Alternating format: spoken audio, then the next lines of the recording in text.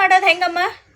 ನಿರ್ಲಾ ಮಾಡೋದಂದ್ರೆ ಹೆಂಗಂದ್ರೆ ಅಕ್ಕಿನ ಬಾಣ್ತಿ ಆದ 9 ದಿವ್ಸಕ್ಕೆ ಮಾಡ್ತಾರೆ, 11 ದಿವ್ಸಕ್ಕೆ ಮಾಡ್ತಾರೆ, 13 ದಿವ್ಸಕ್ಕೆ ಮಾಡ್ತಾರೆ. ಇದು ನಿರ್ಲಾ ಮಾಡೋದು.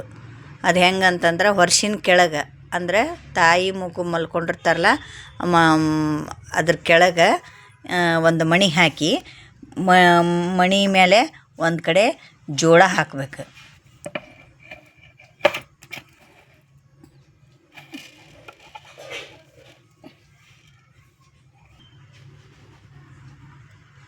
ಈ ಥರ ಜೋಳ ಹಾಕಿ ಅದ್ರ ಮೇಲೆ ಒಂದು ಚರ್ಗಿ ತುಂಬಿಡಬೇಕು. ಚರ್ಗಿ ತುಂಬಿ ಇಟ್ಟು ಅದಕ್ಕೆ ವಿಭೂತಿ ಹಚ್ಚಬೇಕು. ಅದೇ ರೀತಿ ಒಂದು ಗುಂಡು ಕಲ್ಲಿಗೆ ವಿಭೂತಿ ಹಚ್ಚಿ ಅದಕ್ಕೊಂದು ಕುಂಚಿಗೆ ಕಟ್ಟಿ ಇಡಬೇಕು. ಆಮೇಲೆ ಅದ್ರ ಪಕ್ಕಕ್ಕೆ ಒಂದು ನೋಟ್ಬುಕ್ಕು, ಒಂದು ಪೆನ್ನು, ಹಾಲ್ಗಡ್ಗ, ಒಂದು ಸೂಜಿ, ಒಂದು ಸುಣ್ಣದ ಬಟ್ಲು ಇಡಬೇಕು. ಆಮೇಲೆ ಅದ್ರ ಪಕ್ಕಕ್ಕೆ ಅಲ್ಲಿಡು ಒಂದು ಅದ್ರ ತುಂಬ ಪಣತಿಗೆ ಒಂದೇ ಸರಿನ ಎಣ್ಣೆ ಹಾಕಿ ದೀಪ ಹಚ್ಚಬೇಕು. ಪದೇ ಪದೇ ಎಣ್ಣೆ ಹಾಕೋಂಗಿಲ್ಲ, ಒಂದೇ ಸರಿನ ಅದ್ರ ತುಂಬ ಹಾಕಿ ದೀಪ ಹಚ್ಚಬೇಕು.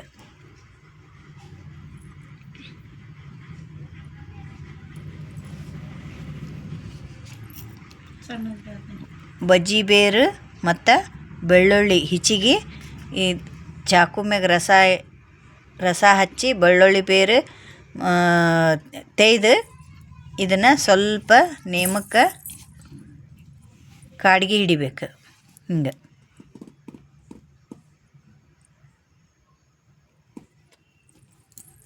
ಸ್ವಲ್ಪ ಕಾಡ್ಗೆ ಬರೋ ಮಟನ ಹಿಡ್ಕೋಬೇಕು, ಕಪ್ಪಗಾಗುತ್ತಾನ.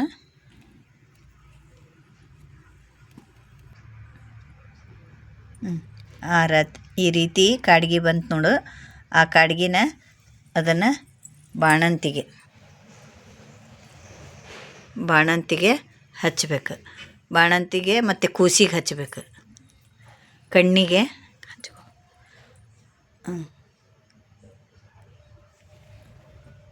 ಅಕ್ಕಿಗೆ ಹಚ್ಕೊ.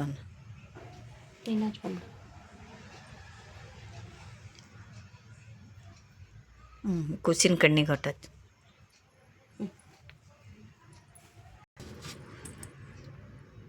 ಕಾಡ್ಗೆ ಹಚ್ಚಿಂದ ಬಜ್ಜಿ ಬೇರನ್ನು ಸಣ್ಣ ಸಣ್ಣ ತುಂಡು ಮಾಡಿ ಹಿಂಗೆ ದಾರ ಕಟ್ಟಬೇಕು. ಹಿಂಗೆ ದಾರ ಕಟ್ಟಿ ಹೊರಸಿಗೆ ಅಥವಾ ಪಲಂಗ ಮಲ್ಕೊಂಡಿರ್ತಾರಲ್ಲ 4 ಕಾಲಿಗೆ ಒಂದೊಂದು ಪೀಸನ್ನು ಕಟ್ಟಬೇಕು. ಮತ್ತು ಕೂಸಿಗೆ ಮತ್ತು ಬಾಣಂತಿಗೆ ಅದನ್ನು ಕೈಗೆ, 2 ಕೈಗೆ, ಕಾಲಿಗೆ, ಬಾಣಂತಿಗೆ ಮತ್ತು ಕೂಸಿಗೆ ಕಟ್ಟಬೇಕು.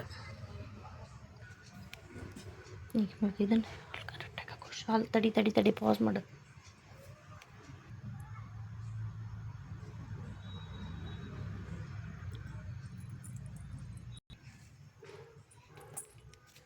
ಹಿಂಗೆ 4 ಕಾಲಿಗೆ ಕಟ್ಟಬೇಕು. ಯಾಕೆ ಕಟ್ಟಬೇಕಂದ್ರೆ ಬಾಣತಿ ಹತ್ತಿರ ಯಾವ ಹುಳ ಹುಪ್ಪಡಿ ಅದರ ಹತ್ತಿರ ಬರಬಾರ್ದಂತ ಇದು ಸುತ್ತಲೂ ಒಂಥರ ಈ ನಾರು ಬೇರು ಕಟ್ಟೋದ್ರಿಂದ ಈ ವಾಸನೆಗೆ ಯಾವ ಹುಳ ಹುಪ್ಪಡಿನೂ ಆ ವರ್ಷಿನ ಹತ್ತಿರ ಬರುವುದಿಲ್ಲ. ಅದರ ಸಂಬಂಧ ಇದನ್ನು ಕಟ್ತಾರೆ.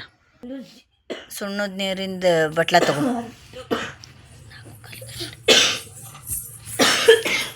4 ಕಾಲಿಗೆ ಕಟ್ಟಿಂದ ಸುಣ್ಣದ ನೀರಿಲೆ ಬಾಣ್ತಿ ಮಕ್ಕೊಂಡಿರ್ತಾಳಲ್ಲ ಆಕಿ ತಲೆ ಕಡೆ ಒಂದು ಗೊಂಬೆ ತೆಗಿಬೇಕು. ಈ ಥರ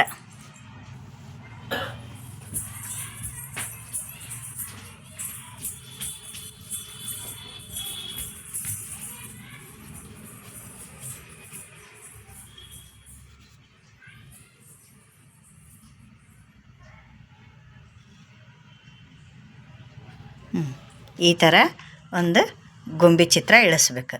ಅದೇ ರೀತಿ ಮುಂಚಿನ ಭಾಗದಾಗ ಬಲಗಡೆ ಭಾಗ, ಮುಂಚಿನ ಭಾಗದಾಗ ಬಲಗಡೆ ಭಾಗದಾಗ ಒಂದು ಚಿತ್ರ ಬರಿಬೇಕು. ಈ ರೀತಿ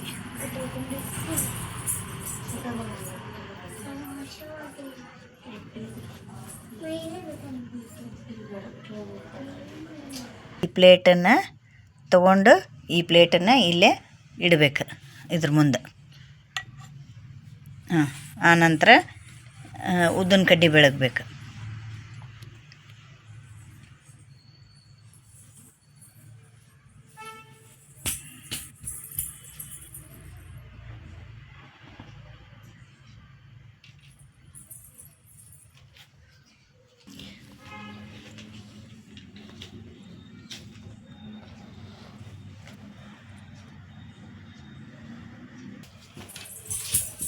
ಬಾಣತಿ ಕಡೆನ ಅದಕ್ಕೆ ಉದ್ದಿನ ಕಡ್ಡಿ ಬೆಳಗಿಸ್ಬೇಕು. ಆಮೇಲೆ ಏನೈತಲ್ಲ, ಸ್ವಲ್ಪ ಒಂದೇ ಮುಷ್ಟಿ ಅಕ್ಕಿ ತೊಗೊಂಡು ಅದು ಎಷ್ಟು ಅನ್ನ ಆಗುತ್ತೆ ಅಷ್ಟು ಅನ್ನ ಮಾಡಿ ಅದಕ್ಕೆ ಬೆಲ್ಲ ಹಾಕಿ ಪಾಯಸ ಮಾಡ್ಬೇಕು. ಅದನ್ನು ಅಕ್ಕಿ ಪಾಯಸ ಅಂಥೇಳಿ ಅದನ್ನು ನೈವೇದ್ಯಕ್ಕೆ ಇಡಬೇಕು. ನೈವೇದ್ಯಕ್ಕೆ ಇಟ್ಟಿಂದ ಪೂಜೆ ಮಾಡಿಂದ ಕಾಯಿ ಹೊಡಿಬೇಕು. ಈಗ ನೈವೇದ್ಯ ಇಡಬೇಕು. ಅದು ಬಾಣತಿ ಮತ್ತು ಮಗು ಎರಡೂ ಇಲ್ಲೇ ನಮಸ್ಕಾರ ಮಾಡಬೇಕು. ನಮಸ್ಕಾರ ಮಾಡಿಸ್ಬೇಕು.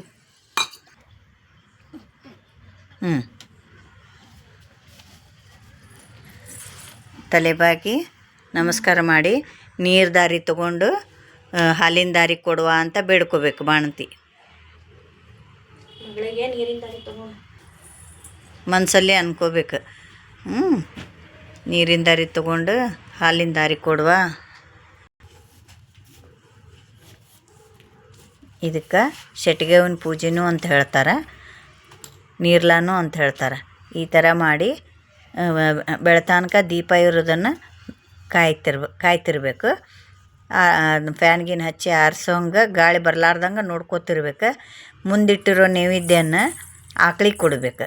ಬೆಳಗ್ಗೆ ಅದು ಆಕ್ಳಿಗೆ ಕೊಡಬೇಕು. ಕಾಯಿ ಮತ್ತು ಜೋಳ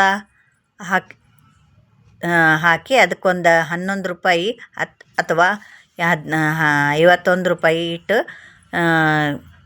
ಅಗಸರಿಗೆ ದಾನವಾಗಿ ಕೊಡಬೇಕು ಬೆಳಿಗ್ಗೆ. ಗೊಂಬಿ ಬರೋದಿಲ್ಲಮ್ಮ, ಯಾಕೆ ಬರೋದಿ ಅದನ್ನಲ್ಲೇ? ಅದು ಶೆಟ್ವಿ ಪೂಜೆ ಮಾಡೋದು ಅಂತಾರಲ್ಲ. ಇವತ್ತು ನಿರ್ಲಾ ಮಾಡೋದಾಗ ಶೆಟ್ವಿ ಬರ್ತಾಳಂತ ಹಣೆ ಬರೆಯಕ್ಕೆ. ಅದ್ರ ಸಂಬಂಧ ಗೊಂಬಿ ಚಿತ್ರ ಬರಿಬೇಕು. ಯಾಕಂದ್ರೆ ಅದು ಇದೇ ಮನ್ಯಾಗ ಮಗು ಐತಿ, ನಾ ಇದೇ ಮನೆಗೆ ಬರ್ಬೇಕು ಅನ್ನೋದನ್ನು ಆಕೆಗೆ ದಾರಿ ತೋರ್ಸಕ್ಕೆ ನಾವು ಮಾಡಿರ್ತಾರೆ. ಅದನ್ನು ಈ ಪದ್ಧತಿಯನ್ನು ಹಿಂದೆ ಹಿರಿಯರೆಲ್ಲ ಮಾಡ್ಕೊತ ಬಂದಾರ. ಈ ಪದ್ಧತಿನ ಇಂದು ನಾವು ಮಾಡ್ಕೊತನ ಬಂದೀವಿ ಇವತ್ತಿಗೂ ಕೂಡ. ಆ ಬುಕ್ಕು, ಪೆನ್ನು, ಹಾಲ್ಗಡ್ಗ, ಸೂಜಿ ಯಾಕೆ ಇಟ್ಟಿಮ್ಮ? ಅದು ಅವ್ರ ಮಗುವಿನ ಹಣೆ ಬರೀಲಿಕ್ಕೆ ಶೆಟ್ವಿ ಬರ್ತಾಳೆ. ಆಕೆಗೆ ಯಾವುದರಿಂದ ಬರೀಬೇಕಂತ ಇಷ್ಟ ಆಗುತ್ತೆ ಅದರಿಂದ ಬರೀಲಿ ಅನ್ನೋದಕ್ಕೆ ಅದನ್ನು ಇಡ್ತಾರೆ. ಬೆಳಿಗ್ಗೆ ಅದು ನೀರು ತುಂಬಿಟ್ಟಿರ್ತೈತಲ್ಲ, ಅದನ್ನು ನೀರು ತೆಗೆದು ಕೂಸಿಗೆ ಎರಿಬೇಕು. ಮತ್ತು ಅದು ಕೂಸಿಗೆ ಹಾಲ್ಗಡ್ಗ ಇರ್ತೈತಲ್ಲ, ಅದನ್ನು 2 ಕಾಲಿಗೆ ಹಾಕಿ ತೆಗಿಬೇಕು. ಕುಂಚಿಗೆನೂ ಕೂಸಿಗೆ ಹಾಕಿ ತೆಗಿಬೇಕು. ಇಷ್ಟು ಇದನ್ನ ಹಾಕಂಗಿಲ್ಲಲ್ಲ, ಕಾಡ್ಗೆ ಹಚ್ಚಂಗಿಲ್ಲ. ಇಲ್ಲ, ನಿರ್ಲಾ ಮಾಡೋತನ ಕಾಡ್ಗೆ ಬಾಣತಿಗೂ ಹಚ್ಚಂಗಿಲ್ಲ, ಮಗುಗೂ ಹಚ್ಚಂಗಿಲ್ಲ. ಈಗ ನಿರ್ಲಾ ಮಾಡಿಂದ ಏನು ನೇಮ ಮಾಡಿದ್ವಲ್ಲ ಅವಾಗಿಂದ ಕಾಡ್ಗಿನೂ ಹಚ್ಬೋದು, ಬಾಣತಿಗೂ ಹಚ್ಬೋದು, ಮಗುಗೂ ಹಚ್ಬೋದು. ನಮ್ಮಿಲ್ಲಿ ಉತ್ತರ ಕರ್ನಾಟಕದಾಗ ಈ ಥರ ಪೂಜೆ ಮಾಡ್ತಾರೆ ಬಾಣಂತಿಗೆ. ಇದಾಗಿಂದ ನಾಳೆಯಿಂದ ಏನೈತಲ್ಲ ಅವರಿಗೆ ಕೊಬ್ಬರಿ ಖಾರ ಎಲ್ಲನೂ ಕೊಡ್ಲಿಕ್ಕೆ ಸ್ಟಾರ್ಟ್ ಮಾಡ್ತಾರೆ. ಏನೇ ಇದ್ದರೂ ನಾಳಿಂದ ಮಾಡ್ತಾರೆ. ಕೇಳಿದ್ರಲ್ಲ ಫ್ರೆಂಡ್ಸ್, ಇದು ಹಳೆ ಕಾಲದಿಂದ ಬಂದಿರೋಂಥ ಪದ್ಧತಿ. ಇದು ಈಗೆಲ್ಲ ನಶಿಸಿ ಹೋಗ್ಬಿಟ್ಟೈತಿ. ನಿಮಗೂ ಇಷ್ಟ ಆದ್ರೆ, ನಿಮಗೂ ಈ ಪದ್ಧತಿ ಮಾಡ್ಬೇಕು ಅನ್ಸಿದ್ರೆ ಮಾಡಿರಿ. ಈ ವಿಡಿಯೋ ಇಷ್ಟ ಆದ್ರೆ ಲೈಕ್ ಮಾಡಿ, ಸಬ್ಸ್ಕ್ರೈಬ್ ಮಾಡಿ.